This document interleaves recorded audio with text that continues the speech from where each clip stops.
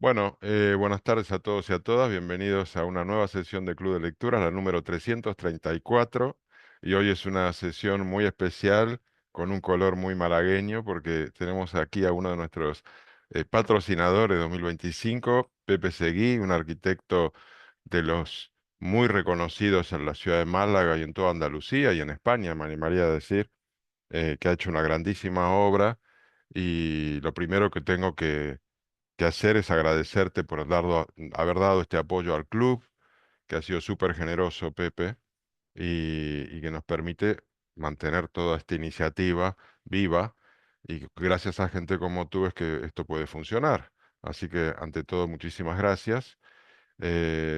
Ahora te voy a dar la palabra, pero antes voy a pedir a todos los asistentes que se presenten y digan su nombre y desde dónde se conectan, comenzando por Cecilia y Damián. Cecilia de Madrid. Perfecto. ¿Y Damián? Soy Damián Quero, andaluz, pero de momento en Madrid. Muy bien. Me alegro mucho de veros. Virginia. Urbanista, arquitecto urbanista también. Sí, muy bien, Damián. Virginia, estoy en Galapagar, en España. Muy Hola. bien. Ana Camarero.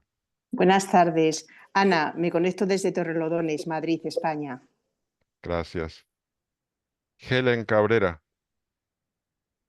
Buenas tardes, me conecto desde Puerto Montt, Chile. Un saludo a todos. Fantástico, Puerto Montt. Rubén Vire. Hola, ¿qué tal? Mi nombre es Rubén, vengo de Ecuador. Mucho gusto, Rubén. Gracias por conectarte. Susana. Hola, buenas tardes. Yo soy Susana García, soy arquitecta.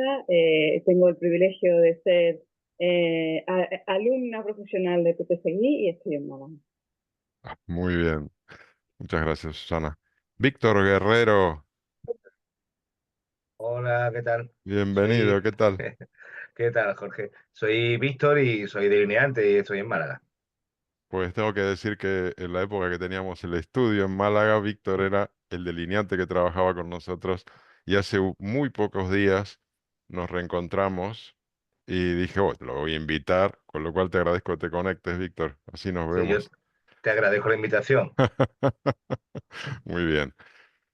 Bueno, y Pepe, pues muchas gracias. ¿Qué tal, Pepe? Pues Estás en Málaga. muchísimas gracias, Jorge, por esta invitación y este ratito de charla con vosotros. Me llamo, bueno, Pepe Seguí, arquitecto y aquí en Málaga. Perfecto. Bueno, pues Pepe Seguí tiene un currículum buenísimo que lo podéis consultar en la Wikipedia. Nacido en el año 46 en Valencia, es un arquitecto que ganó el premio Rehabilitación Europa Nostra en el año 86 por la rehabilitación del Teatro Cervantes. Así arranca la entrada en Wikipedia. Tiene una trayectoria en la cual llega a Málaga a los 14 años para estudiar bachillerato en el Colegio de los Maristas y ya afincado en Andalucía, se titula como arquitecto en la Escuela Técnica Superior de Arquitectura. eh, eh, Ahí creo que hay un error, creo De que Madrid. estudiaste en Madrid el 71, sí. Y bueno, fuiste el redactor del Plan General de Málaga conjuntamente con Damián Quero y con Salvador Moreno Peralta, que entiendo que fue el gran bombazo que metisteis con un plan excepcional que ganó el Premio Nacional de Urbanismo, eh, y, y- y- y supongo que casi como es la piedra primera de tu carrera, ahora nos lo contarás. En el año 86 dice que llegó su primer gran proyecto, la rehabilitación del Teatro Cervantes de Málaga, con el que ganaste el premio Europa Nostra de la UNESCO. Y ese fue un encargo de la Dirección General de Arquitectura, Vivienda y Suelo del Gobierno Central.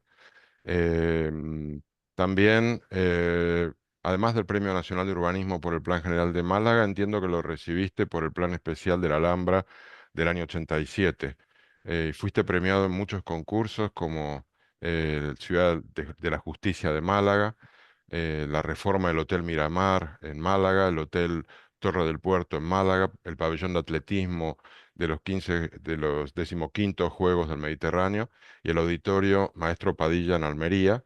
Y también hiciste muchos planes generales de Córdoba, de Granada, de Antequera, de Ronda, de Baena, de la línea de la Concepción.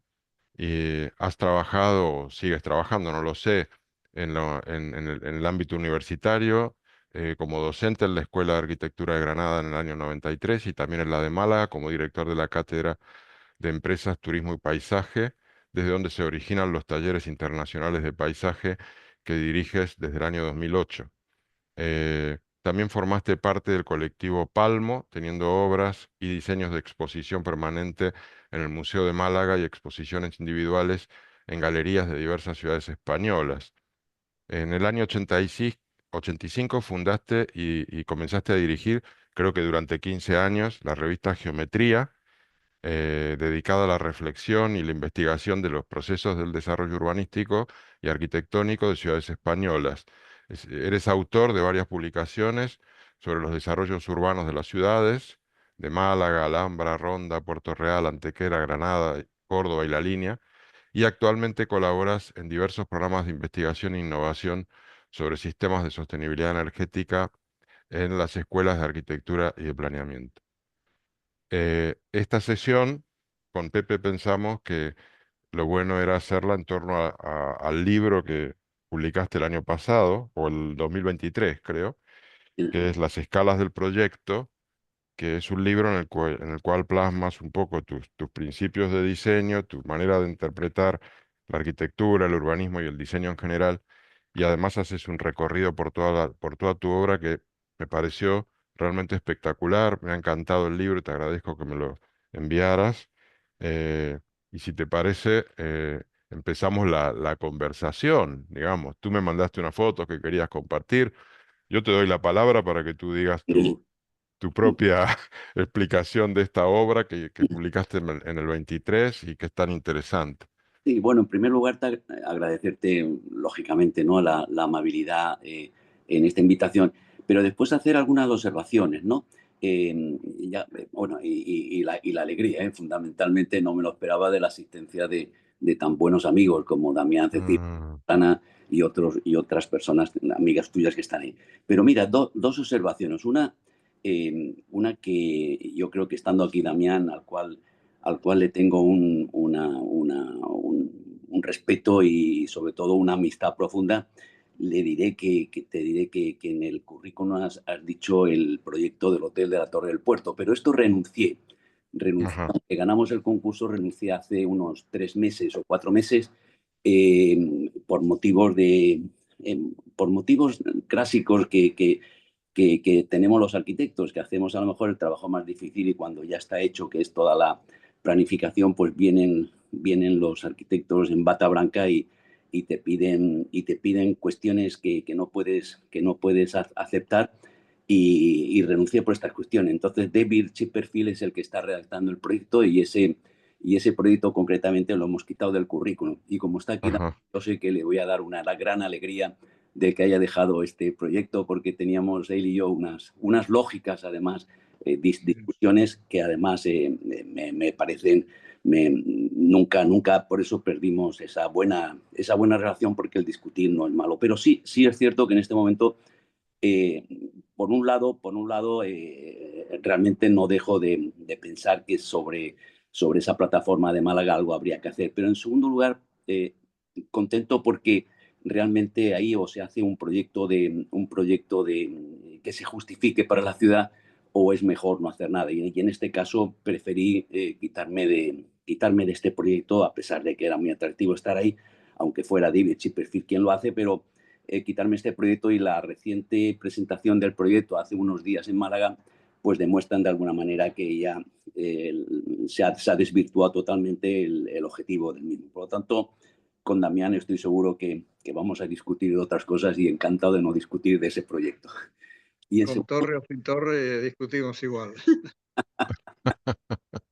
pero sí, Damián, la verdad es que por esto no voy a dejar tampoco los profesionales podemos dejar de renunciar a lo que uno piensa, ¿no?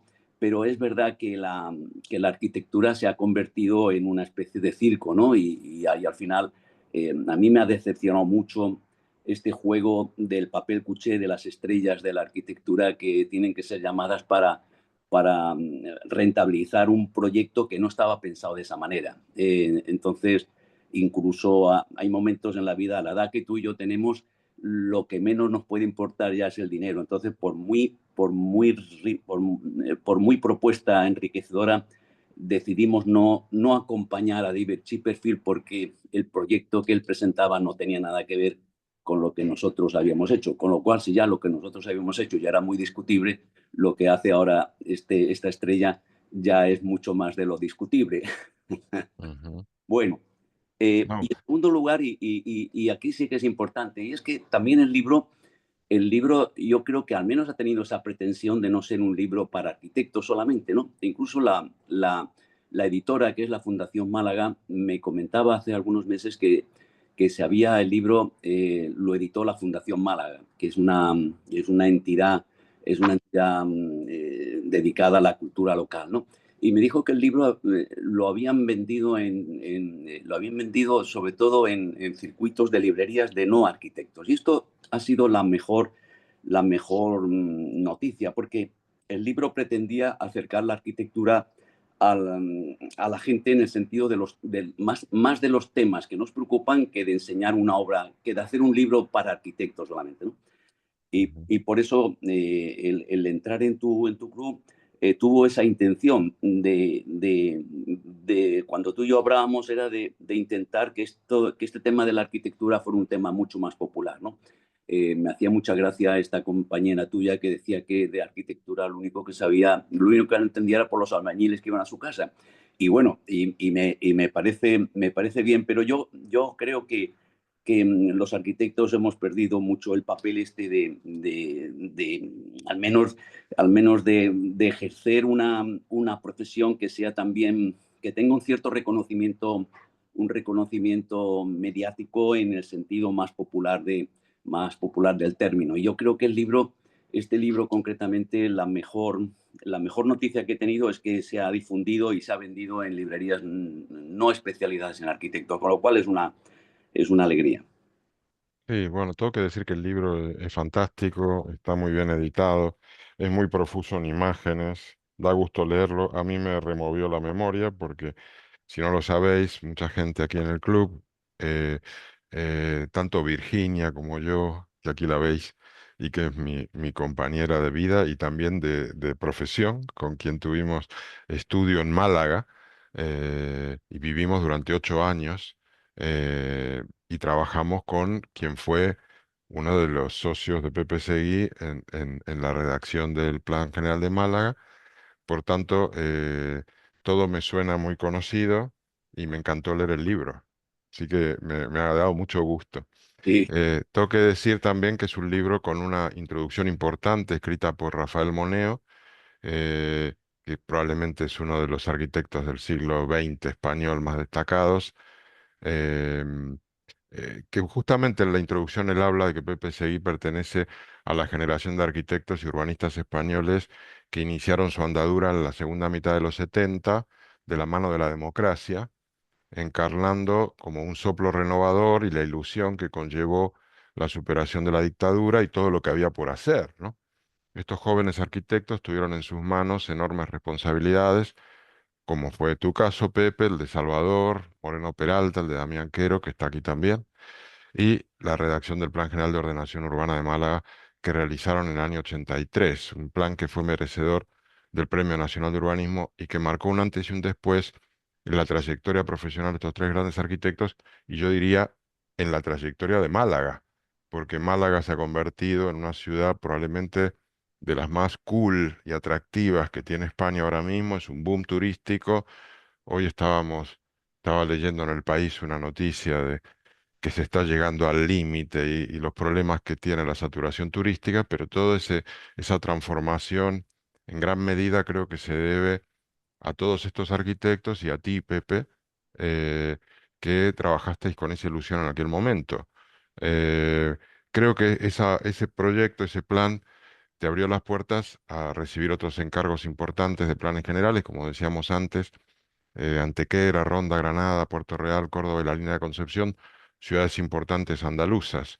Eh, pero lo interesante en tu carrera, y se ve bien en el libro, es que compatibilizaste los trabajos de planeamiento urbano con el diseño arquitectónico, y no solo arquitectónico, también de objetos, de muebles, y has hecho muchísimas obras muy importantes de arquitectura, como el Ayuntamiento de Puerto Real, el Pabellón de Atletismo de Almería, el Centro de Tecnologías Informáticas de la Universidad de Málaga, la Ciudad de la Justicia de Málaga, que es un edificio que define mucho el skyline de la ciudad ahora mismo cuando uno la visita, el puerto deportivo, una importante intervención urbana en el río Guadalmedina a su paso por la ciudad, o la Universidad Europea de Andalucía, así como muchos proyectos residenciales y reformas muy emblemáticas como la del Banco de España o la del Hotel Miramar, que es más reciente, pero que también tiene una presencia importantísima en el Paseo Marítimo.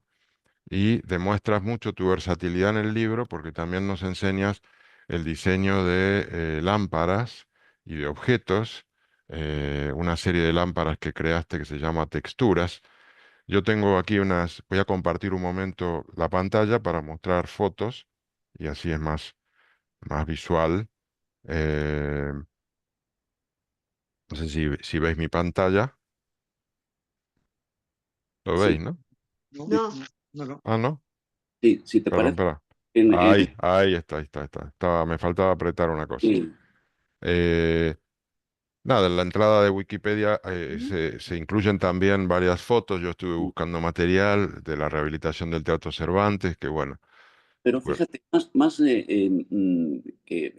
porque al final yo creo que a ti, Jorge, te pasa también, y los que están escuchando, que al final las cosas, las obras pasadas se quedan en el recuerdo y lo que más te interesa es un poco lo que queda por hacer. Pero dentro del recuerdo, y además teniendo aquí la suerte y además una sorpresa encantadora de tener aquí a Damián Quero, que estuvimos Ujú, en la redacción de ese plan general, que yo creo que fue, sin lugar a dudas, un hito que además, estando aquí Susana García también, que nos acompaña, ella hizo su tesis ujú, doctoral sobre el tema del Plan General de Málaga, y que recogió bastante bien todas sus directrices y aventuras. Yo creo que el Plan General, y no sé, Damián, que está ahí, yo creo que constituyó un hito, por lo menos para mí, yo creo que para todos, ¿no? Porque en aquellos momentos eufóricos de esos años de la transición, en donde la ilusión y la dedicación a la ciudad era un objetivo indiscutible, y en donde de la mano de figuras hoy desaparecidas como Salvador Moreno, Manuel Solá Morales, y, ujú, y también recuerdo la, el rescate que hicimos de figuras como González Edo del Plan General del 56 y en un momento dado también con Eduardo Leira, etcétera. Yo creo que el Plan General de Málaga, además de un plan, fue también, yo creo que el inicio de una nueva manera de ver la ciudad que nos ha marcado a todos. Por lo menos reconozco que a mí me marcó, y posiblemente, Jorge, la vida es una continua acúmulo de causalidades, ¿no? En donde, igual que tú me contabas tus viajes de Argentina, cómo varía tu vida en un momento causal, que estás haciendo un concurso en Argentina y eso te lleva a Madrid, posiblemente yo te tendría que reconocer aquí que estamos entre amigos, ¿no? De no haber hecho el plan general de Málaga, de no haber participado en este documento, yo no hubiera hecho posiblemente todo el currículum que tú has montado después. Yo creo que ujú. evidentemente siempre hay una semilla ahí profesional, pero hay momentos en la vida que tienes la auténtica suerte de tener una causalidad en tu vida que hace que se produzca un acontecimiento que hace que explosiones en todo lo que de alguna manera no has sabido expresar. Y el Plan General de Málaga nos abrió las puertas a una tormenta de ideas en las cuales pues ahí despegamos. Yo creo que todos los que participamos hicimos un desarrollo profesional muy brillante, como fueron aquí los años 80-90, ¿no? Ujú. Incluso yo te diría que quizás uno de los recuerdos más entrañables, además del plan, es que el Plan General de Málaga me hizo presentarme al concurso internacional de Madrid de San Francisco el Grande, que tuvimos una mención especial, que en aquellos momentos para mí era un sueño inesperado, ¿no? Y incluso recuerdo, Damián, cómo como algunos escritos que hizo sobre algunos objetos en Madrid y sobre este trabajo, casi me descubrían de alguna manera lo que intuitivamente tú llevabas dentro y no sabías encauzarlo. Es decir, yo creo que fue una gran suerte, ¿no? Y digo esto por los que no sean arquitectos, ¿no? En el sentido de que la vida te va creando causalidades y esas causalidades las vas aprovechando. Y el Plan General de Málaga fue un antes y después, yo creo que para todos los que estuvimos allí, ¿no? Pero ¿y cómo fue que lo ganasteis, que os juntasteis los tres? O aquí tenemos a Damián. ¿Cómo llegasteis a ese punto? ¿Cómo tuvisteis esa oportunidad de hacer algo tan importante?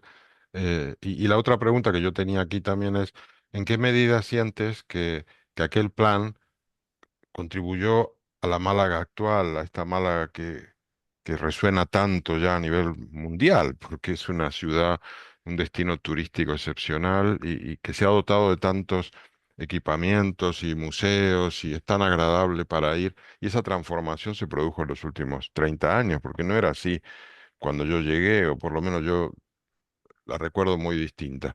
¿Por qué se produjo eso? Bueno, ¿Cómo?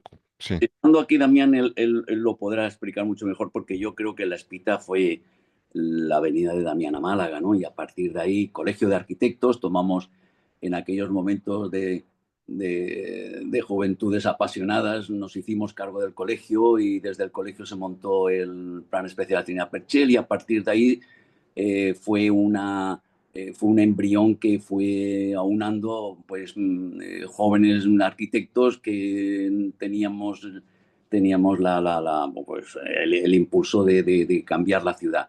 Y yo creo que si está ahí Damián, a mí me gustaría que él lo explicara este proceso y que ha sido un antes y después para Málaga, pues sin lugar a dudas, porque el desarrollo de Málaga evidentemente podía haber ocurrido igual sin el Plan General. Lo que sí es cierto es que el Plan General, ese enorme desarrollo que ha tenido la ciudad en estos 50 años, el orden que podemos hoy ver, por ejemplo, en Teatinos y en el litoral oeste de la ciudad, sí ha tenido mucho que ver el plan porque ha dejado las líneas maestras trazadas. Nos podrá gustar la arquitectura más o menos, habrán algunas cosas mal hechas, otras menos hechas, pero si este desarrollo de los años 80, 90 y 2000 se hubiera hecho sin el plan, hubiéramos tenido otra ciudad mucho, mucho peor. Es decir, que yo creo que el plan ha tenido la capacidad de ordenar todas estas cuestiones. Yo me acuerdo Ujú. y me gustaría que Damián un poco entrara, y Susana está aquí. Me acuerdo en una visita que hicimos Susana y yo en coche, yo no sé si te acuerdas, Susana, hace algún tiempo, que me decía Susana, me decía Susana que lo sorprendente de Teatinos, decía cómo no os dais cuenta, incluso me lo decía como redactor, no os dais cuenta realmente el proceso que ha sido Teatinos, espectacular, histórico, y que realmente constituye de alguna manera una imagen de ciudad que con sus sombras y luces, yo creo que realmente Teatinos funciona bien, igual que el litoral oeste es también otra muestra muy buena. Y esto se produjo, y no sé también si estás de acuerdo, se produjo con herramientas muy intuitivas y del conocimiento de la ciudad, dibujos que íbamos produciendo a unas velocidades enormes y además con un conocimiento de la ciudad muy sensible, en donde la norma casi teníamos que inventarla, ¿no? Y teníamos que reinterpretarla sobre la marcha, ¿no? A mí me parece que ha sido un momento histórico y posiblemente difícil de repetir. Ujú. Damián, por alusiones. Sí, eh, por petición. No, me interesaba decirlo porque yo creo que no se puede entender esta pregunta que tú has hecho, que contestarla explicaría mucho. ¿Y por qué os encargaron el plan de Málaga en ese momento? Hay que entender qué estaba pasando, claro, políticamente en España en aquellos momentos y que éramos nosotros. Pero en Málaga éramos, junto con otros arquitectos más, los asesores de las asociaciones de vecinos. Había un movimiento vecinal muy intenso que contribuyó mucho a la transición en Málaga, como en toda España, y se basaba mucho en tener los vecinos, en tener asesores que les ordenaban sus reivindicaciones en términos profesionales, técnicos, se ponían y hacían visibles y hacían entusiásticas las iniciativas de los vecinos en esa colaboración que hacíamos los profesionales con ellos, y no solamente arquitectos tampoco.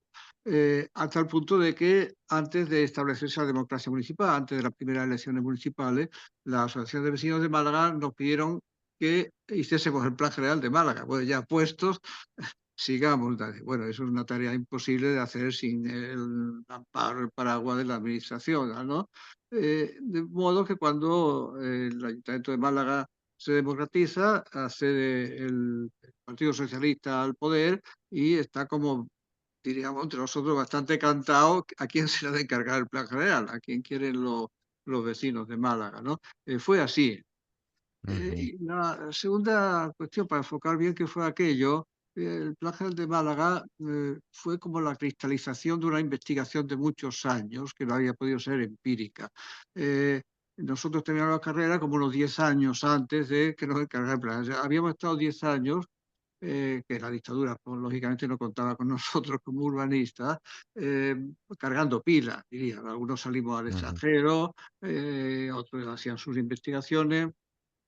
Andábamos todos mucho alrededor del laboratorio de urbanismo de Barcelona, Manuel Solá, etcétera, y era toda una recarga intelectual, disciplinar, de curiosidades, de ir a Italia a ver qué hacen, ¿no? De forma cuando nos encargan el plan, pues sabíamos mucho de urbanismo, teníamos pero no sabíamos hacer un plan. La gracia del Plan de Málaga es que aprendimos qué es un plan, que no es lo que dice la ley del suelo, ni antes ni ahora, es lo que el conocimiento y el trabajo en la ciudad y el cariño con la ciudad te va haciendo ver que debe ser el plan de esa ciudad, que tendría luego que ser diferente de otros planes de otras ciudades y no con la monotonía que se hacen ahora las cosas por la imposición estricta de las legislaciones muy, muy rígidas, ¿no? Yo también, pues todos hicimos, Salvador, Pepe, yo hicimos planes muy dispares. Yo trabajé mucho en turismo en las Islas Canarias. Otra cuestión que ahora no se puede declarar mucho, si encima de ser urbanista, uno es urbanista del turismo, el anatema es que trabajé mucho en Baleares y en Canarias, en otros territorios de otro tipo, de otra escala, ¿verdad? Pero evidentemente el aprendizaje fue el Plan de Málaga, no por trasladar esquemas e ideas del Plan de Málaga, sino por la capacidad de análisis profundo que nos dio ese trabajo. Y finalmente, enganchando con lo que Pepe decía ahora, claro que un buen plan deja una ciudad preparada para el desarrollo futuro, más allá de lo que establece el plan. Lo bien trazado de los ejes de crecimiento, los ejes estructurantes, las grandes piezas que estén en su sitio, si las cosas fundantes de la ciudad están bien puestas, están en su sitio, están donde el territorio pide que estén, el crecimiento, el desarrollo posterior de la ciudad seguirá las mismas pautas, los mismos criterios de orden de la ciudad. Y lo digo esto porque casualmente, creo, porque había otras razones, casualmente los dos planes siguientes de la ciudad los dirigí yo, de forma más complicada, con otras personas, con la gerencia de urbanismo, etcétera, digamos, la buena posición, el bien apunte de los ejes de las líneas de crecimiento, de dónde están los problemas, ¿verdad? Es lo que permitió crecimientos posteriores de Málaga que seguían no exactamente, no geométricamente las mismas pautas, pero sí, digamos, a escala territorial, las mismas pautas, los mismos modos de relación de la ciudad con su territorio, con su sitio, ¿no? Sí, esto yo no sé si te acuerdas por un poco comentar algunas anécdotas que el oyente no arquitecto le puede resultar divertidas y al mismo tiempo también emocionantes, ¿no? No sé si te acuerdas, Damián, en aquellos momentos, hoy sería imposible, ¿eh? Hoy sería imposible porque tendríamos que tener estudios sostenibilidad de CO2 y todas estas cosas que hacen que todo se embrolle. Pero yo recuerdo el entonces ya fallecido Pedro Aparicio tenía que montar en 15 días, cambiar la posición de la Feria de Málaga, porque un concejal, me acuerdo Rafael, pues quería poner los marticos, pero el alcalde decía que ya no se podía poner y nos llamó una tarde y nos dijo que nos parecía meter la feria en Teatinos. Teatinos, para los que nos están escuchando, si hoy vienen a Málaga, es una ciudad súper consolidada, que están los hospitales, las universidades, pero Teatinos era un campo de vacas y un campo absolutamente vacío. Y entonces, con un constructor en Málaga importante, en no más de una semana, con unas máquinas que a pesar del tiempo transcurrido no he visto unas máquinas tan grandes en mi vida para mover tierras, nos pidió en un papel que le marcáramos un eje para meter las máquinas y hacer la esplanada del ferial.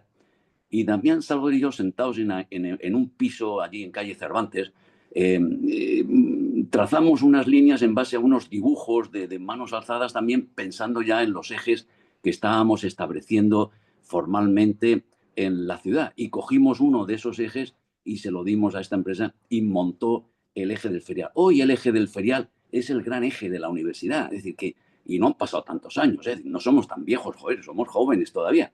Y hemos sido testigos de un milagro, ¿no? De ver cómo las líneas, la topografía, las orientaciones, los estudios, los análisis, te generan estas iniciativas que no creo que sean novedosas, porque pienso que siempre fueron así. Yo ahora mismo recuerdo, no sé, me traslado al 19 cuando el Marqués de Lario, junto con el Marqués de Salamanca, en el Palacio del Marqués de Lario, un día que ambos estaban casados, esto está argumentado, no es una anécdota, ambos estaban casados con dos malagueñas, el Marqués de Salamanca le incita al Marqués de Lario que delante de su palacio tenía que tener un espacio, ¿no? Y el Marqués de Larios, con unos buenos arquitectos de Málaga, el Strachan padre y después Strachan hijo, generan esa calle Larios no por un negocio inmobiliario, sino porque el Marqués de Lario quería tener una perspectiva visual delante del palacio. Hoy en día la calle Larios yo creo que es la mejor calle del sur de España, ¿no? Que me perdonen los sevillanos, pero yo creo que es una calle fantástica. Pero salvando las distancias, a mí me recuerda aquella noche, Damián, en donde tuvimos que trazar un eje y en donde, por la autoridad de un alcalde que regía en la ciudad y unos arquitectos en aquellos momentos demasiado jóvenes, pero también con mucho conocimiento de la ciudad, trazábamos y con el dibujo y con la ilusión y también con el conocimiento, trazábamos líneas maestras que sirvieron para un ferial, pero que después se fueron convirtiendo en las grandes trazas que hoy en día rigen en la ordenación de este sector de Teatinos. Es decir, a mí estas cosas, lo digo por derivar, ¿no? Por derivar esto hacia el oyente no arquitecto.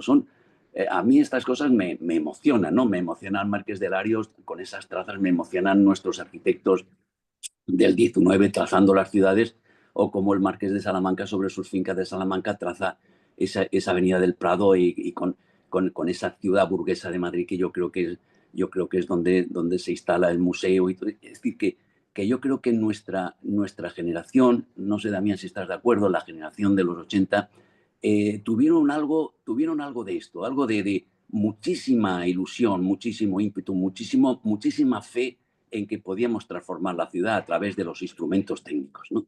Y evidentemente no hay que obviarlo, en una conjunción y en un entendimiento político-técnico importante. Por lo tanto, yo creo muy distinto a lo que tenemos. Pero bueno, no vamos a entrar en lo de hoy.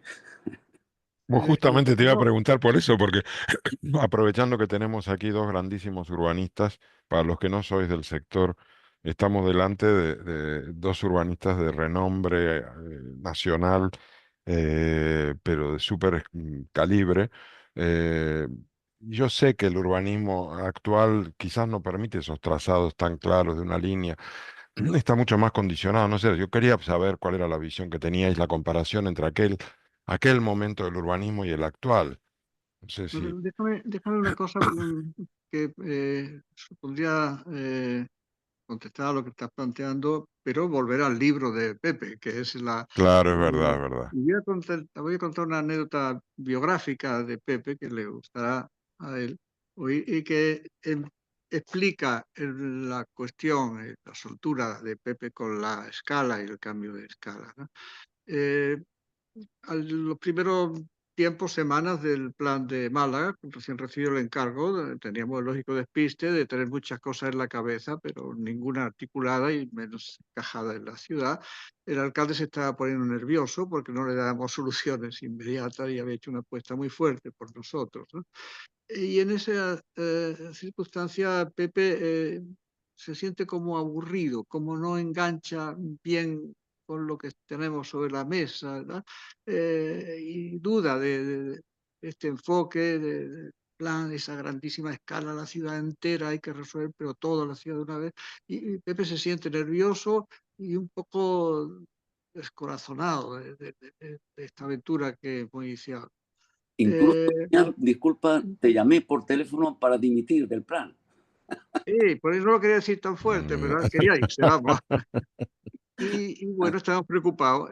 Manuel Solá Morales era nuestro asesor, hacía una visita frecuente a Málaga y en una de estas visitas le comenté yo este problema con Pepe. Mira, hay que reilusionarlo, hay que hacer, no se nos puede ir y se está aburriendo con esto de la grandísima escala, ¿no?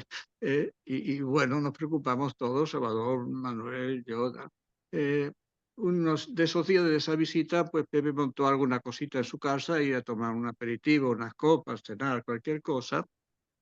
La casa de Pepe se la acababa de hacer, estábamos casi estrenándola, y Manuel y yo la recorrimos un poco con una copa en la mano, viendo qué hace Pepe.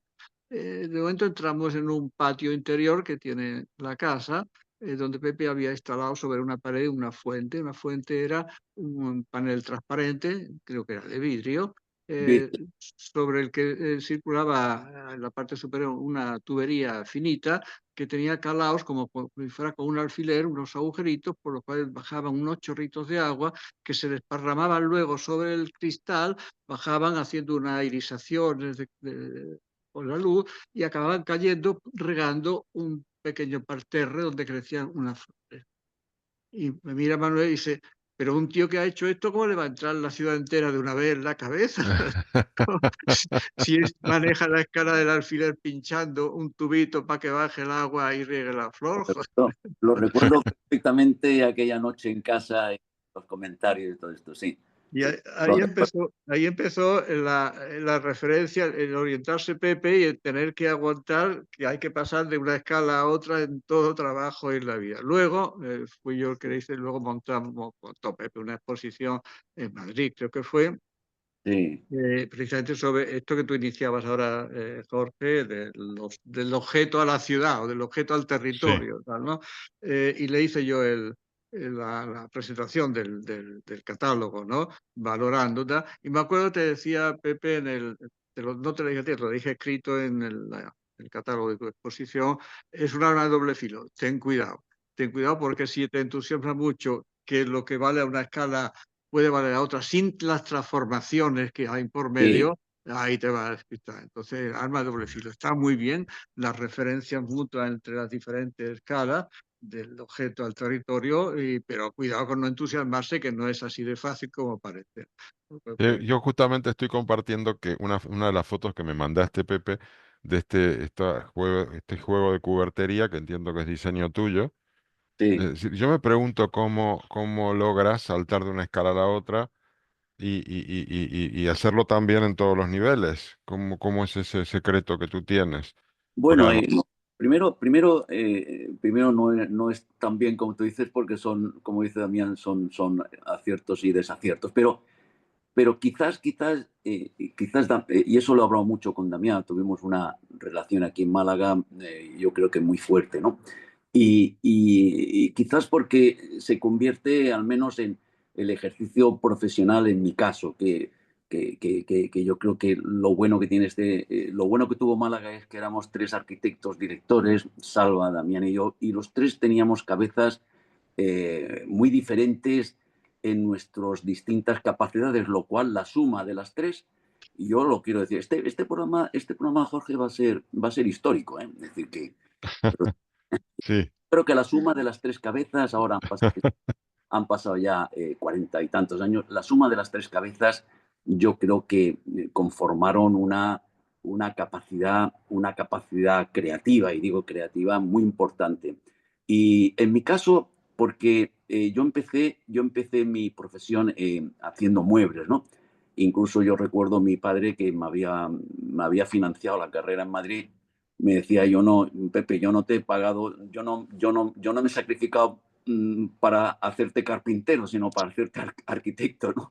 Pero el empezar la carrera haciendo elementos de muebles para pasar a la arquitectura menuda de las viviendas unifamiliares y de ahí pasar sin haber hecho un plan parcial ni haber hecho nada, pasar al plan general, yo creo que nos sirvió a todos, por lo menos en mi caso, me sirvió muchísimo ese hábito del paso de las escalas, de la necesidad de una silla al diseño de una vivienda unifamiliar, incluso luego al diseño de la planificación. Hay un tema que es anecdótico. Yo le doy la razón a Damián totalmente y yo recuerdo que tanto en la presentación de esa exposición de Damián y después, no sé, Damián, si te acuerdas, Manuel Solá me hizo otra presentación de muebles aquí en Málaga, me hablaba de lo mismo.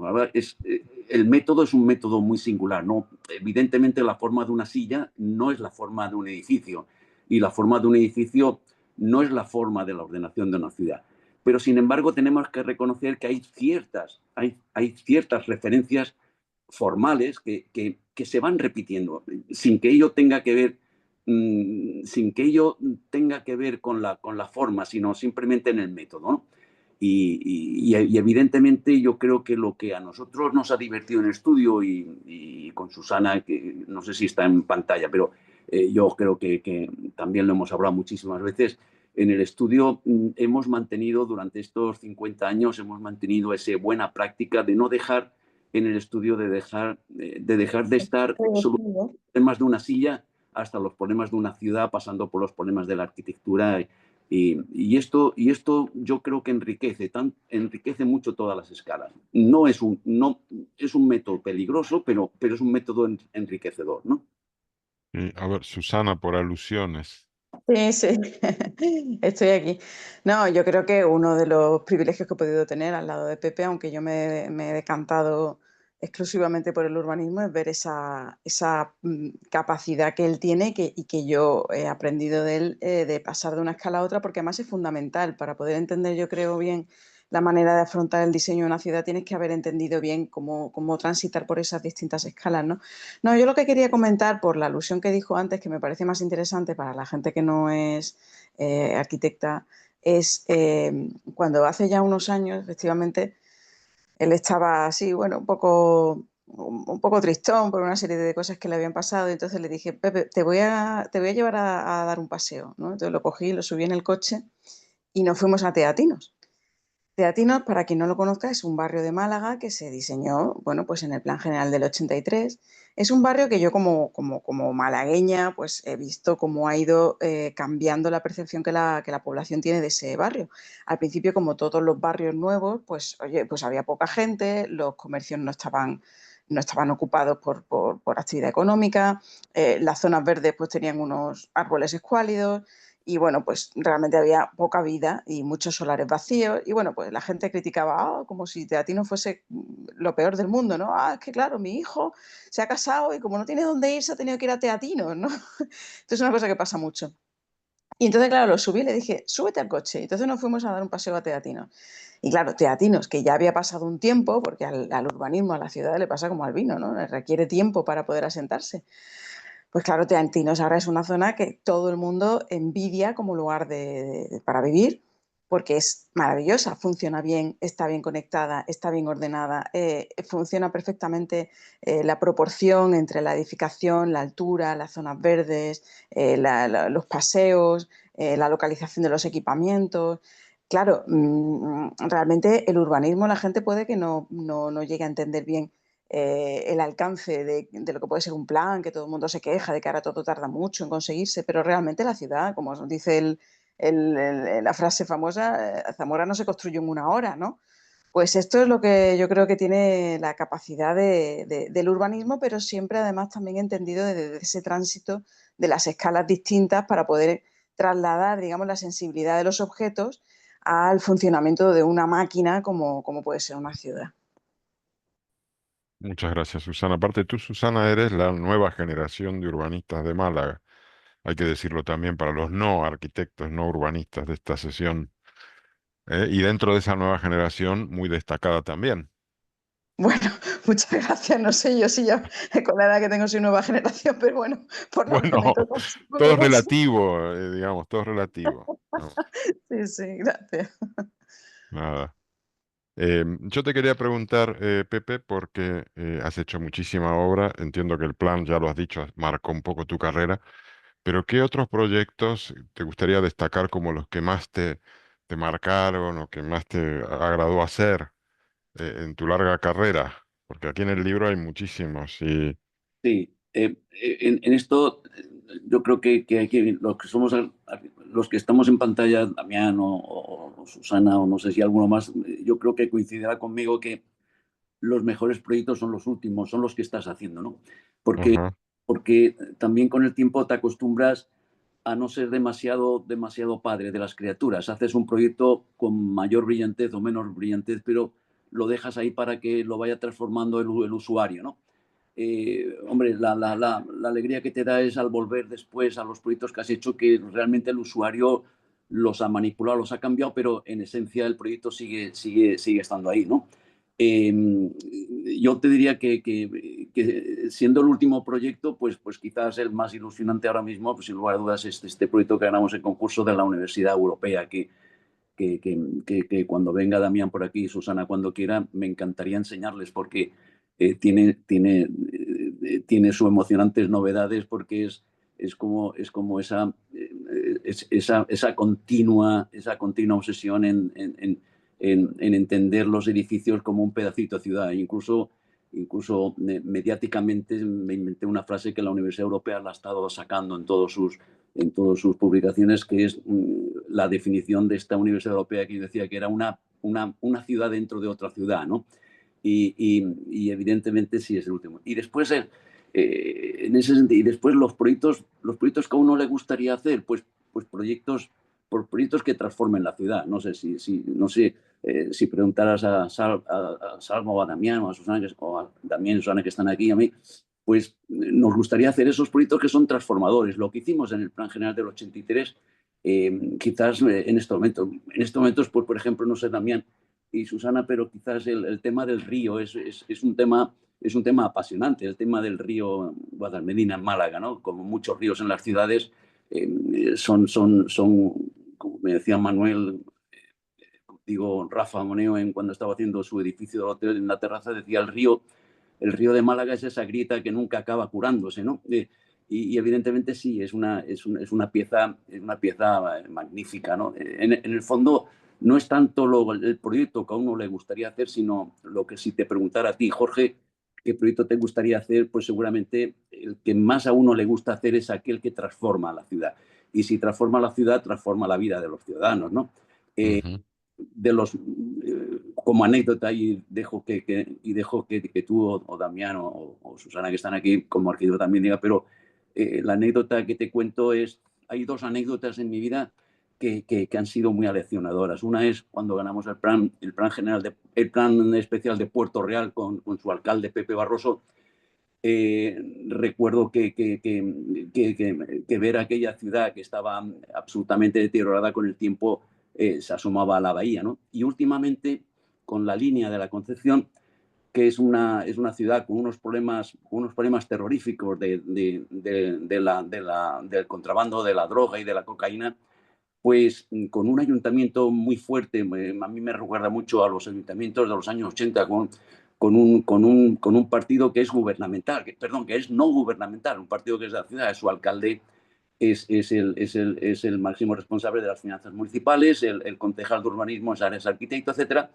Pues con un plan general ya aprobado definitivamente, pues se ha logrado transformar la economía de la línea de un chaval que cobraba 1.500 euros por un móvil que de alguna manera pasaba información a las mafias. Hoy en día, pues realmente las inversiones las inversiones en industria o las inversiones en comercio o bueno, las inversiones en su recomposición turística, mirando un poco las grandes posibilidades, ha cambiado su economía.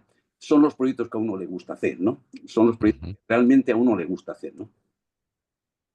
Sí, yo quería decir también que además de hacer proyectos de todas las escalas, pues también has tenido una incursión muy exitosa y muy interesante en el mundo editorial, eh, fundando, entiendo yo, y dirigiendo durante 15 años la revista Geometría.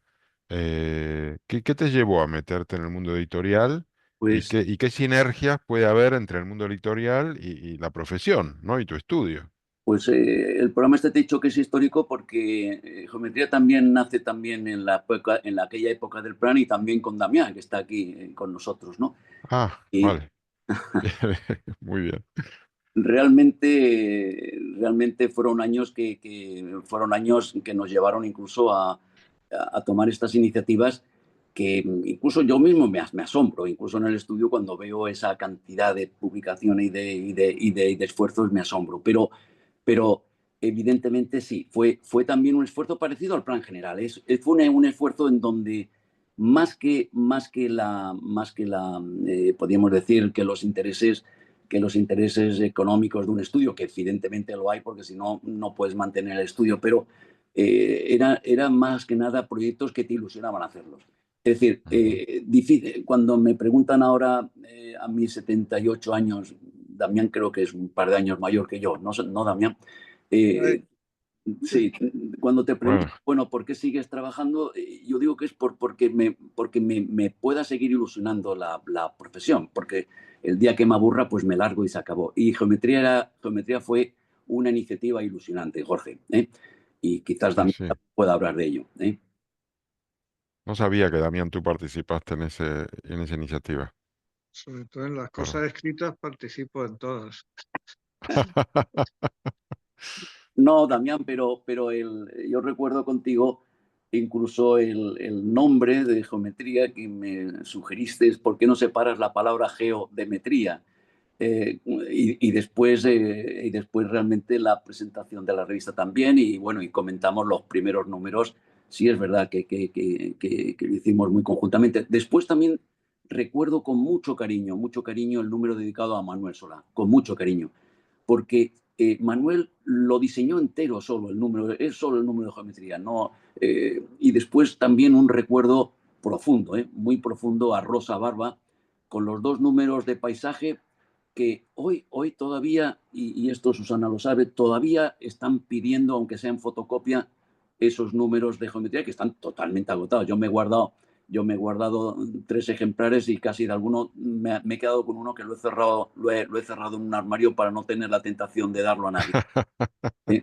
Pero esos números, por ejemplo, de Rosa Barba, de los dos números de paisaje hecho en la Escuela de Arquitectura de Barcelona, el número de Manuel, y también recuerda los 3 o 4 primeros números de los planes generales de la primera etapa democrática, con los planes generales de Málaga, Cádiz, Córdoba con Juan Cuenca, etcétera. Todos esos números se recogieron en la revista. De hecho, hoy en día los historiadores nos están pidiendo esos números para hacer sus reflexiones de los años democráticos en la planificación andaluza, porque documentación gráfica han quedado solamente las huellas que geometría ha dejado, ¿no?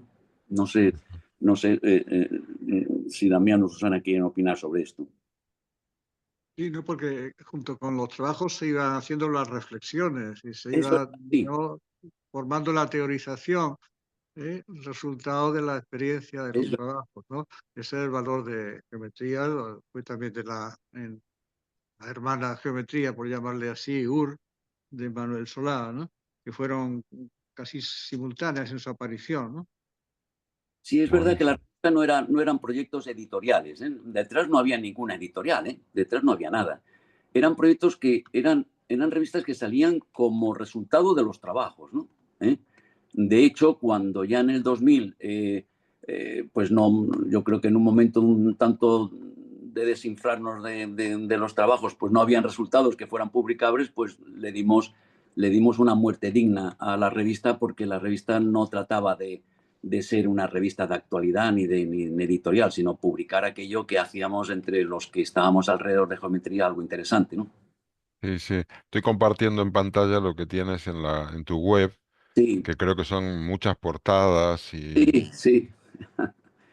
Está genial. Incluso puedes entrar a cada uno de esos, ¿no? Bueno, no Sí, sé. sí, sí, la tenemos en online y después la verdad es que yo ya no lo llevo, pero aquí en el estudio hay una persona que lo lleva y hay muchísima, lo que pasa es que están agotadas, ¿no? Entonces en online lo tenemos y hay, curiosamente, Jorge, muchísima petición en Sudamérica, ¿eh? Es decir, que yo recuerdo que en aquellos años las peticiones en Sudamérica eran mucho mayores que en España. Había mucho, Genial.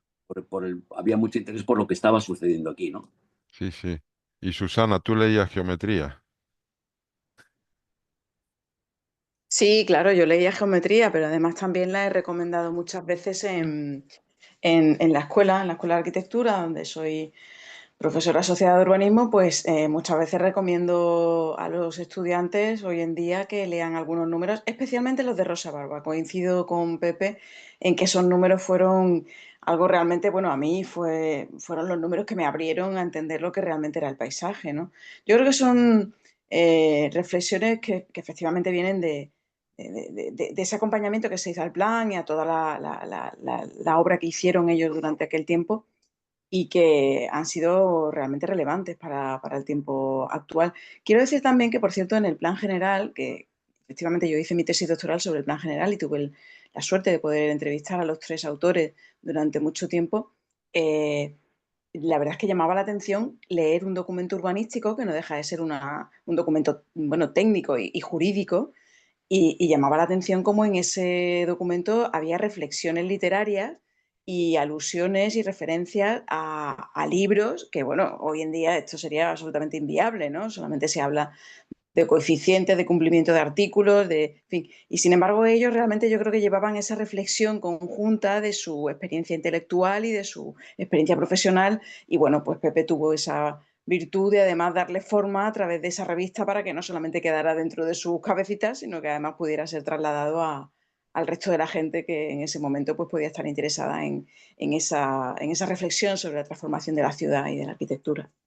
No, eso me parece genial y Susana, habría que recuperarlo, porque digamos, esto de leer un cuerpo normativo es muy árido, pero si está lleno de citas y te recomiendan libros, pues me parece espectacular. Damián, sí. no, no Hay que tenía, meter el libro en las tiras. siguiendo lo que decía Susana y la pregunta que tú has hecho, Jorge, hace un rato, y al urbanismo ahora por dónde va, porque hemos dicho por Sí. dónde estaba en el 80 y por dónde, qué ha pasado, ¿eh?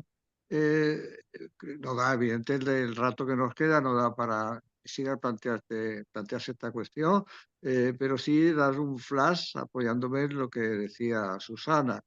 Eh, ya no hay revistas, ya no sabe uno dónde publicar lo que piensa y escribe. Ujú. Y además no hay quien lo lea, porque cuando uno logra publicar algo y difundirlo por internet o como ya Dios le dé a entender, ya no lo leen ni los estudiantes ni los compañeros. No, Esto no es tan terrible, no es tan literal como lo digo, pero casi, ¿eh? Y esto explica mucho qué pasó con el urbanismo desde los 80 hasta ahora. lo tienes Y que nada, publicar en TikTok, Damián. sí, ya sé, pero tampoco lo lee nadie. No, evidentemente la situación actual no hace falta que lo digamos, Jorge, coincidimos todos, es muy confusa. Y yo creo que es también reflejo de muchas cosas, ¿no? Es decir, que en el fondo, somos reflejo de lo que en estos momentos ocurre en el mundo. Y el urbanismo es un reflejo de esto y la arquitectura es un reflejo. Yo lo he vivido en mis carnes, ya te digo, con el caso este de un arquitecto estrella y me quedo un poco atónito de cómo hoy la arquitectura también tiene mucho de TikTok, ¿no? Es decir, que incluso el empresario piensa en la estrella, en la venta que produce, ¿no? Yo, de todas formas, no me... De todas formas, a mí esto no me desanima, es decir, entiendo que es reflejo de las circunstancias, igual que nuestra existencia y nuestra profesión en los años 80 era reflejo de aquella ebullición que había en el país, ¿no? Recuerda, Jorge, cuando tú viniste aquí a Málaga, ¿no? Que realmente yo recuerdo una anécdota también para el que no es arquitecto y le va a gustar. Me acuerdo cuando en geometría editamos un trabajo que Pedro Aparicio me había encargado a través de alguien en el ayuntamiento de hacer unos bocetos para teatinos, cuando teatinos no era nada. Y entonces conecté con Paco Pol, que murió hace pocos meses, y Paco Pol, a través de Paco Pol vino Vittorio Gregotti, Álvaro Sisa y Luis Domenech, y Paco Pol y nosotros. Y bueno, hicimos unos bocetos ilusionantes que lo publicamos en Geometría. La anécdota es que nos fuimos a comer a uno de los chiringuitos de las playas de Pedregalejo en un viaje que estuvimos todos, ¿no? Que por cierto me quedé en propiedad un pedazo del tapete de papel que Álvaro Sisa con un bolígrafo me estaba explicando cómo había desarrollado teatino y lo tengo guardado como una reliquia. Bueno, pero la anécdota es que en aquellos momentos Vittorio Gregotti, me acuerdo que decía, estáis todos locos en España, porque Álvaro Sisa decía que estaba haciendo un proyecto de un auditorio, un museo allí y tal, Ruiz Domenech también, Paco Pol con 20 proyectos y nosotros con muchos proyectos. Y Vittorio decía, estáis en el momento más brillante que tiene este país. En Italia, un proyecto es la vida de un arquitecto, como diciéndome, es lo más un arquitecto en Italia. Y nos sonaba como a exageración, ¿no? Evidentemente esa efervescencia de trabajo y de buenas arquitecturas y de transformar la sociedad se dio en aquellos momentos porque es que el país se estaba transformando. Y yo creo, Damián, que hoy, y Susana y Jorge, realmente lo que hoy se produce es el reflejo de una sociedad que es confusa también, es confusa en sus aspectos sociales, políticos y económicos. Yo creo que no estamos en una crisis, estamos en un cambio de ciclo que no sabemos bien qué va a pasar, ¿no? Y ahí nos repercute también en nuestras producciones, ¿no?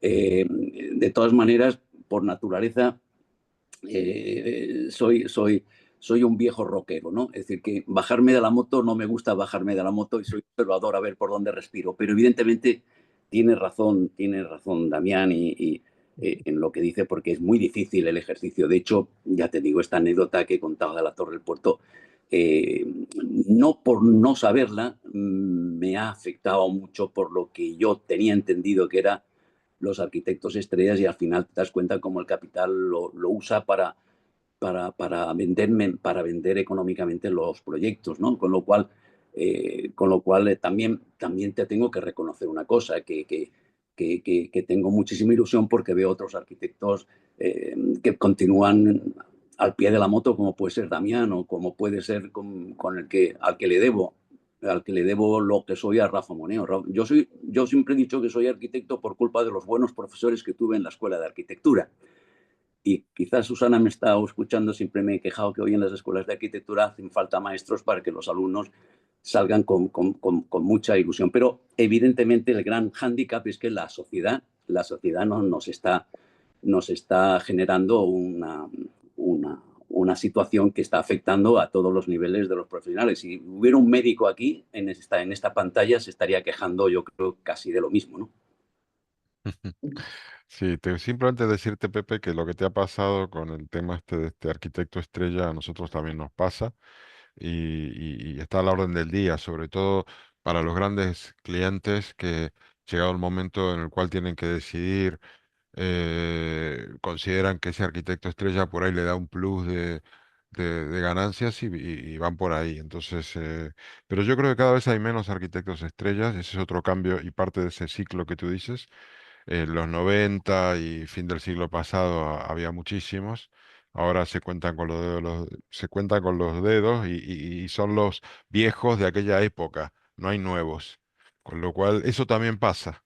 Y ahora vamos a otros modelos. Pero bueno, quiero darle la palabra a Ana, que querías hacer una Sí, pregunta. sí, os quería hacer una pregunta porque ya que tengo la suerte, ¿no?, de que estéis aquí arquitectos y urbanistas, os quería preguntar cómo recibís o recogéis la opinión y los deseos de los ciudadanos de la ciudad para saber cómo sueñan su ciudad, cómo quieren que sea, si hay cauces para estar en contacto con los habitantes de la ciudad, con los que habitan allí, los que viven día a día, para poder ser sensibles a sus deseos y a sus sueños. Esa es mi pregunta. Gracias.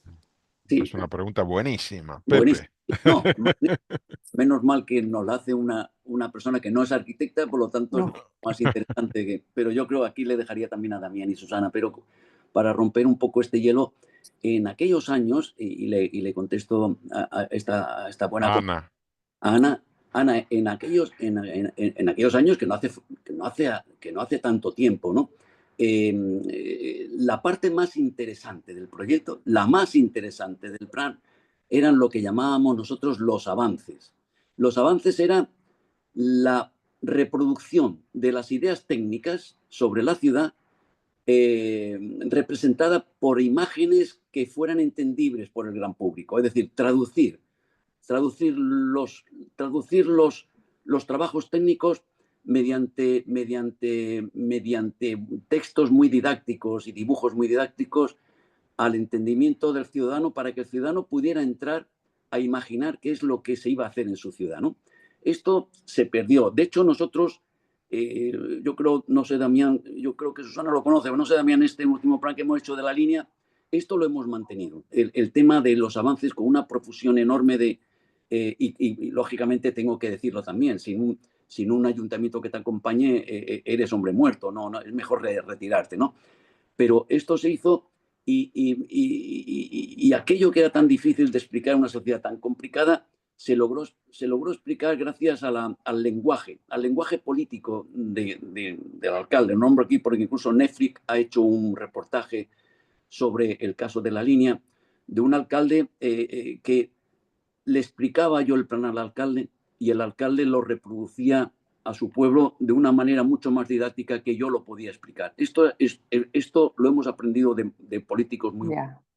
Y después la capacidad del dibujo, ¿no? El dibujo, no el dibujo edilicio, sino el dibujo casi como el lenguaje para que el ciudadano pueda entender en las tres dimensiones qué es la ciudad que queremos hacer. No sé, también Susana, si queréis añadir algo. A mí me parece este tema interesante. Una cosa tal como tú lo planteas con los avances, yo diré luego otra cosa. El avance era evidentemente el instrumento técnico de diálogo con la población en general. Era para mí el documento básico de un plan donde se fragaba todo y lo más interesante que se ha hecho en urbanismo, más que los planes acabados. Te comparo esta situación de los años 80 y se ha mantenido durante mucho tiempo. Ahora, en la Comunidad de Madrid es obligado que el avance sea el plan acabado. Se le llama avance, pero es el plan acabado. Con 2 decimales, con todo dibujado a escala finísima y preciso. Y el que no esté de acuerdo, que vaya con un abogado a pleitear contra el ayuntamiento. Este es el cambio, como se dice ahora, de paradigma de la participación. La participación en Málaga era a través de este instrumento, como decimos, pero con frecuencia, por la tarde, al terminar en la oficina del plan, del ayuntamiento, íbamos a los barrios, un barrio u otro, a veces en la parroquia que nos amparaba el cura y nos daba local, a veces en los bares, a veces en algún local que tenía la asociación, y se discutía lo que se estaba pensando. A veces con bronca incluso fuerte, pero había un diálogo, comunicación potente en los técnicos de urbanismo y la población a través de eso. Eso ha desaparecido totalmente. Si se hace a través de los portavoces, que son los políticos responsables, y una relación muy burocratizada, muy esquematizada. De ahí esto. Una vez un alcalde me preguntaba la típica pregunta, Damián, pero ¿cuál es el trasfondo? ¿Qué tengo que hacer como alcalde? Y me dio ganas de decirle esto que se dice siempre en política, es la participación imbécil, como si es la economía imbécil. La participación imbécil, no le dije la última palabra, pero lo entendió. También Eso que Bueno, dices perdona, lo que dices de la burocratización también es como pasa en todos los órdenes. Yo el otro día quería darme de baja de una tarjeta del banco y me pasé como 2 horas hablando con una IA y no lograba avanzar y llegar al momento en el cual se pudiese anular eso. Es decir, que se están poniendo como capas que nos hacen cada vez más distante el contacto con el usuario final. Esto, Vamos mira, viendo. yo en esto que decía Damián quería un poco introducir la pregunta de Ana, y te agradezco, Ana, que hayas dado en el punto más interesante de lo que estamos hablando, pero te quería decir también, Damián, un poco, nuestra actitud era muy parecida a la de un médico. Había una capacidad didáctica por los técnicos en explicar a un ciudadano que no tiene por qué saber nada de urbanismo, explicarle con un lenguaje cercano, explicarle qué es aquello. Es lo mismo que cuando va un médico, los médicos cuando iban a tu casa y tal, que se sentaban a tu lado y te explicaban la enfermedad. Incluso cuando vas a un médico, una consulta privada, un buen médico lo que hace con un papel y un lápiz, en eso estoy rodeado de médicos, yo creo que hay muchas semejanzas con la arquitectura, que el médico suele coger un papel y explicarte con unos bocetos muy, muy mal, pero que el hecho de que te lo explique en tu lenguaje te deja más tranquilo con tu enfermedad, ¿no? Y yo creo que el avance era precisamente esa labor. E incluso diría, Damián, y ahí te diría, en un momento en donde cualquier modificación era posible, porque el avance, la única justificación era conversar con el usuario, con todas las posibilidades. El avance era ese paso.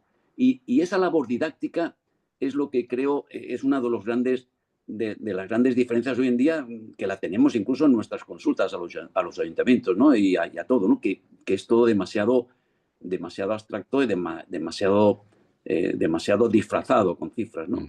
Sí, sí. De Susana, todas creo que ibas a maneras, decir algo.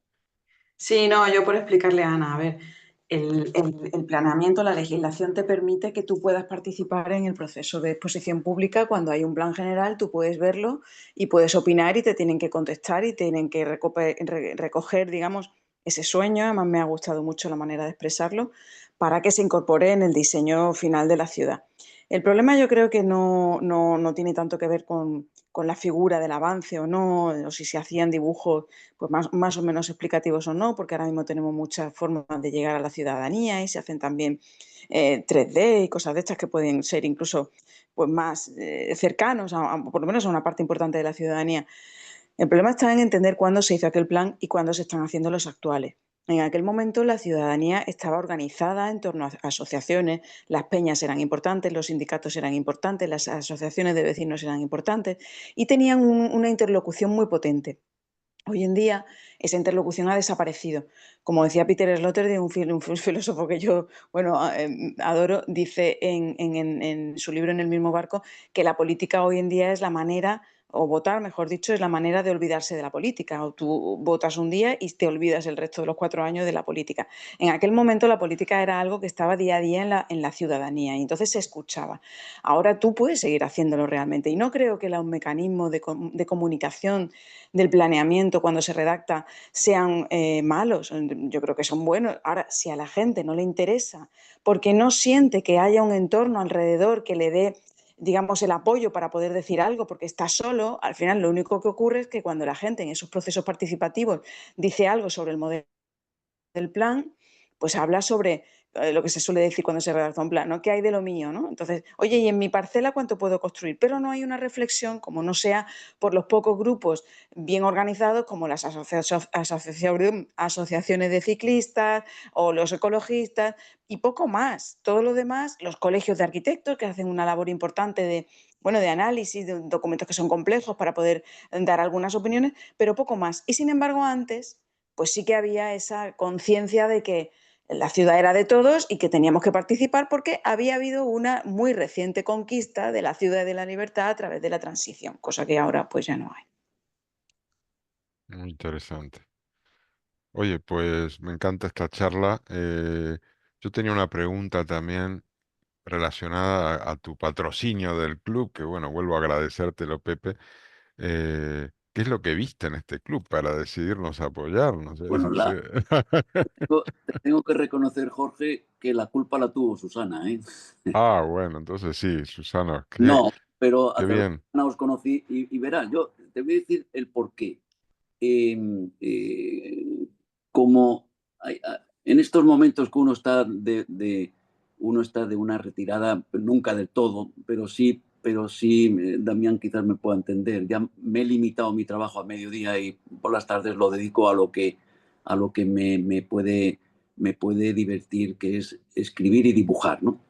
Escribir y dibujar. Pues lo de dibujar sigo dibujando y escribiendo, pues bueno, desde este pinito de este libro, pues a otro que estoy escribiendo un poco más literario. Y entonces creo que era una buena ocasión para que desde la profesión de arquitecto, saber cómo te explican los autores de libros, sus libros, para aprender un poco a ver cómo organizas el relato de un tema arquitectónico desde el punto de vista de una novela, para que pueda interesar a una persona que no es arquitecta. En estos momentos yo, uno de los mayores, uno de los mayores intereses, uno de los temas interesantes que me preocupo es cómo hacer entender el lenguaje de la arquitectura a una persona que no es arquitecta.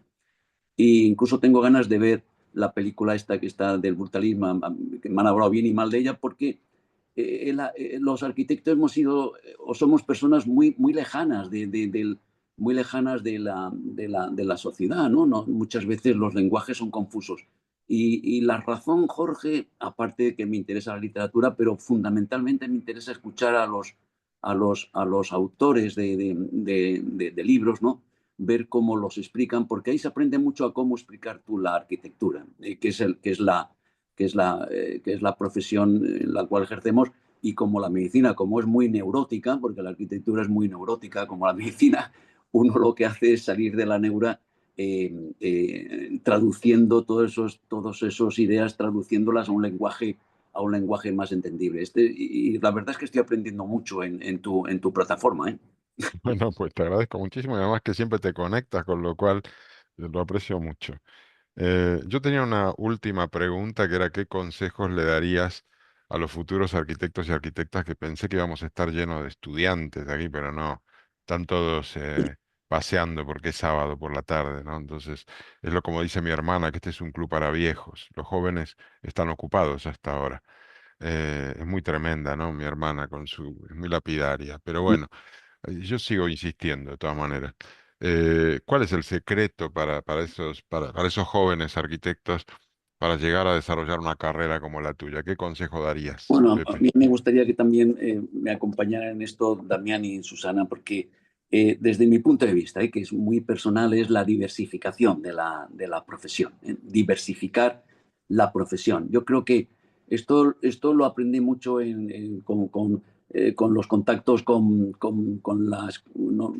con la Escuela de Arquitectura de la Sapienza en Roma. Yo creo que Susana vino una vez allí, con Paola Falini, en Italia, la Sapienza, la Escuela de Arquitectura de la Sapienza, creo que tenía cerca de 21 especialidades. ¿Qué quiere decir esto? Que yo creo que aquí en España nos han educado y siguen educando a la gente para la escala del ladrillo, para la escala de la construcción, nada más.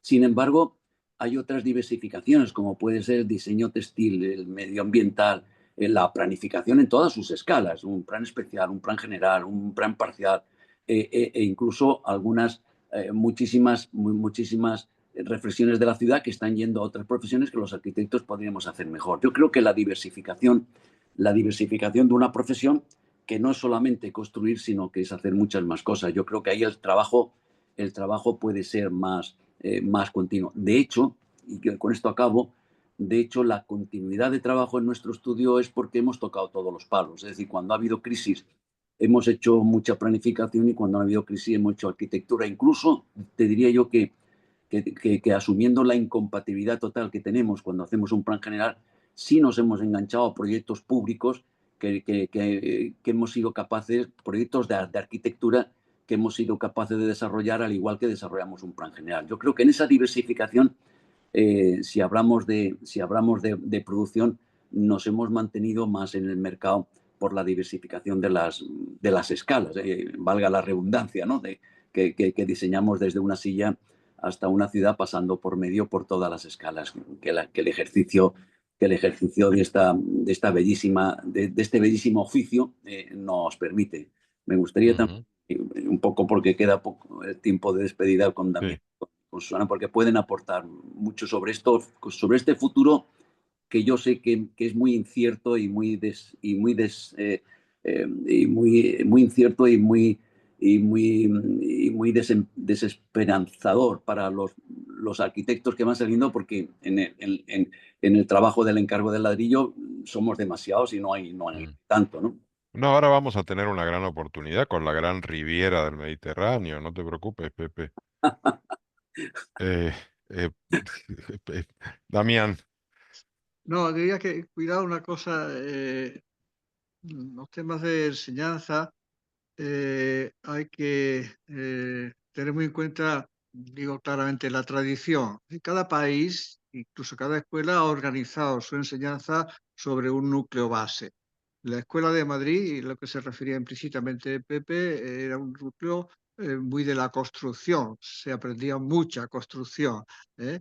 Y tenía una cuestión secundaria en la época nuestra, estudiábamos en los 70, una cuestión ya más de complementaria, la cultura alrededor de la arquitectura, ¿no?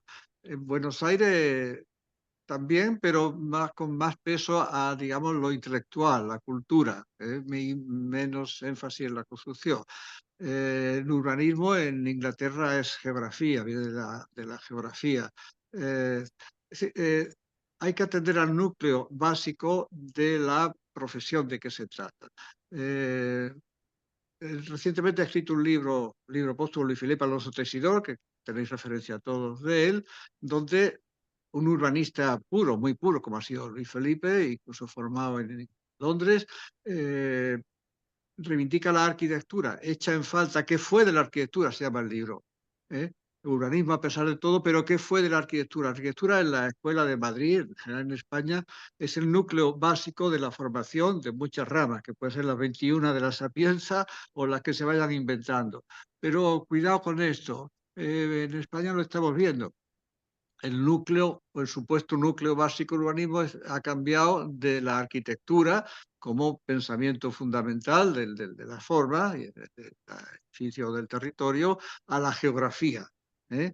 Entonces se ha diluido. Todo es blando, movedizo, verde o azul, con colores, y se ha movido el núcleo básico. Se reivindica, a veces decir no, pero es que no sé, que en la Universidad de Estados Unidos, en Inglaterra, etcétera, el núcleo básico del desarrollo urbano, de la organización del territorio es la geografía. Sí, pero aquí no. Y lo hacen muy bien los ingleses con formación básica geográfica, pero aquí nuestra tradición, y es muy difícil cambiar estas cosas, y son un periodo de muy largo tiempo, nuestra tradición es pensar la forma desde, siquiera el ladrillo, desde la forma arquitectónica, la forma del objeto. Y ahí la ventaja profesional de Pepe también en la fundación, su formación básica desde el objeto y la importancia del urbanismo español, que ha sido valorado en todo el mundo en la época de esplendor que citabais, sobre la arquitectura como formación básica del urbanista, del que sea que vaya a hacer algo en cuanto a manejo de las formas, de la geometría, en el territorio, en el edificio. Entonces, es una bueno, ya me estoy reiterando, pero es una advertencia que estoy últimamente manejando en esto y en todo, también en el propio desarrollo del urbanismo, en la propia reflexión histórica del urbanismo. La tradición es el hilo conductor. Luego podemos cargarla de cosas, colgarle, modificarlo, cortarlo y reanudarlo, pero la tradición del pensamiento, la forma de pensamiento es el hilo. Así como hay la filosofía alemana, que no es como la francesa, porque parte del idealismo, y este tipo de reflexiones nos han de centrar bien en las reflexiones sobre la pedagogía, la enseñanza y las opciones profesionales. El problema de fondo es que hay una gran desesperación en cuanto a la opción profesional, que no tiene que ver con la disciplina, con la arquitectura, sino con la superconcentración de los encargos en grandes estudios y consultoras de arquitectura, la desaparición, de hecho, de la profesión de arquitecto, lo que en mucho tiempo han estado llamando en Estados Unidos el Spanish Architect, con gran envidia. Desapareció el Spanish, y ellos nos invadieron con su historia. Entonces hay una gran desesperación de los propios estudiantes. O te emplea cuando termines en un gran estudio y dibujas lo que te manden, o ya te puedes estar buscando una de las 21 salidas de la Sapienza, porque como arquitecto... por lo tanto, se está perdiendo el valor del hilo de la tradición en las profesiones. Hay mucha desesperación y vamos a lo que sea. Incluso pues, la gente pobre sale y se pone a hacer render y 3D a lo que le manden en los estudios, porque eso sí que lo hace muy bien y para eso. La reflexión no quiero seguir, pero sí llama la atención. Y últimamente me gusta llamar la atención de esta manera, más que hacer un tratado muy exhaustivo, lanzar alguna idea, porque puede haber un porcentaje mínimo del 1%, así que la cace y la siga lleve hacia adelante, ¿no? Porque el pensamiento muy armado, muy sólido, muy cerrado y tal, ese sí que no se sigue ahora por nadie, no se está mucho tiempo delante de un libro. Yo creo que mejor lanzar ideas de este tipo, ganchos o algo que pique. No, y además creo que lo que está pasando, que se está tendiendo a grandes equipos donde realmente cada arquitecto es una pequeña piececita Mm. y no hay justamente ese arquitecto estrella un poco renacentista que lo resolvía todo y que es la cabeza. Eso se está diluyendo muchísimo. Están cobrando muchísimo peso l- las grandes ingenierías, diría yo, que son Sí. como estructuras que tienen de todo. También hacen arquitectura, además, pero digamos, también miles de otras especialidades bajo un mismo paraguas, incluso construcción en algunos casos. Es decir, que es un modelo distinto en el cual encajas como un engranaje en unas estructuras muy grandes. Ese quizás es el nuevo sitio de la profesión. Y bueno, no sé, es un poco bajón cuando lo comparas con la que hicisteis vosotros. No sé, Susana, si tú como representante de la nueva generación. Pues puede ser nueva generación con 52 años, está bien. No, a ver, yo por apoyar el hilo de lo que ha dicho Damián, que estoy totalmente de acuerdo, solamente contar una anécdota. Recuerdo que hace un par de años una alumna muy buena, además, o sea, de las mejores, pues le regañaba yo, tenía muy buena relación con ella, y le regañaba y digo, pero vamos a ver, fulanita, de tal, bueno. Digo, pero ¿tú cuántos libros te has leído este trimestre? Y me dice, pero vamos a ver, Susana, con la cantidad de cosas que yo tengo que hacer, ¿tú te crees que encima me va a dar tiempo a Ay, sí, leer? sí. Imagínate la contestación de una de las alumnas mejores de mi curso. Sí, encima me voy a poner a leer libros, dice. Bueno, eso por un lado. Por otro lado, yo creo que, a ver, la complejidad de los problemas de la ciudad, la acumulación de personas, la tensión que existe en las migraciones, los problemas climáticos, los problemas de financiación también, porque claro, esto es algo que tenemos que tener en cuenta. Yo creo que nos dirige inevitablemente hacia un urbanismo ecológico en el sentido de ecología, ¿no? Es decir, de que tienes que tener en cuenta todos esos ámbitos, no ecología en el sentido medioambiental, que también. Es decir, al final tienes que manejar pues, el entendimiento de los vehículos financieros para poder financiar vivienda, tienes que manejar la comprensión de cómo se está cambiando la ciudad en relación a las infraestructuras necesarias, las presiones migratorias, el medio ambiente, los costes que eso va a suponer para la gente bueno, parece que no entiende que la ciudad cuando llegan eventos climáticos extremos, pues vamos a tener que invertir dinero en cosas que no estaban previstas y vamos a tener que dejar de invertir en hacer edificios importantes y que nos gustan a todos, como los centros culturales. Y bueno, pues esto es una realidad, con lo cual el abordaje de la ciudad no puede ser de otra manera que por grandes equipos pluridisciplinares. Yo creo que aquí quizá el cambio está, y yo creo que eso sí que lo tienen claro, la gente joven, por eso no hay tal problema, a lo mejor lo hay si has tenido una educación diferente, en asumir que tú eres una parte de un engranaje muy amplio y que no puede ser de otra manera. Y en la arquitectura, pues un poco igual, porque cuando tú tienes un problema de financiación para poder hacer vivienda asequible, que es lo que le preocupa a la gente ahora, pues tienes que entender que una de las maneras en las que se puede resolver es, evidentemente, optimizando económicamente la construcción. Eso pasa por la industrialización, y eso pasa por elementos que están ya diseñados y que no queda más remedio que saber cómo colocarlos, y que tiene que ser la misma ventana probablemente para todas las promociones de una única empresa promotora. Y eso es así. Que es bueno o no es bueno, no lo sé, pero que es, lo es. Y que la gente, yo creo que más o menos entiende que el problema quizás está que en la educación, en la formación, todavía se les sigue enseñando a ser arquitectos renacentistas. Esa es la gran, digamos, distorsión que creo yo que existe, ¿no? Sí, sí. Oye, pues yo creo que ha sido una charla excepcional. No sé Yo si hay creo, algún yo creo, comentario más. creo, Jorge, que difícilmente vas a organizar una charla de arquitectura mejor que esta, ¿eh? Hombre, por supuesto que no, bueno, pero te agradezco muchísimo y me ha encantado, me remueve muchos recuerdos y, y nada, te invito a seguir asistiendo a nuestras sesiones de los sábados, Tú sabes que Pepe. soy un adicto, para de aquí acabar escribiendo arquitectura en divulgación más amplia que para arquitectos, sino divulgación más general, que es lo que interesa, lo que nos interesa a los arquitectos, que nos entiendan por ahí fuera, ¿eh? Perfecto. Yo Bueno, quiero dar las gracias a Ana, a Damiana, a Susana y a todos los que están ahí, porque para mí ha sido estupendo estar acompañado, porque es mucho más divertido, ¿no? Y en estos momentos la verdad es que uno busca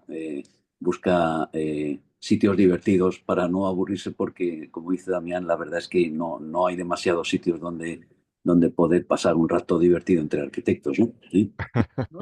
pues, Gracias. muchas gracias, Pepe. Ya que no se puede ser renacentista por la mañana, seámoslo por la tarde al menos, ¿eh? Claro, claro. Sí. Bueno, eso Te está copio, claro. te A ver, copio la frase, Damián, te copio la frase. Oye, pues muchísimas Me gracias. encanta, Simplemente me encanta, la pillo yo también.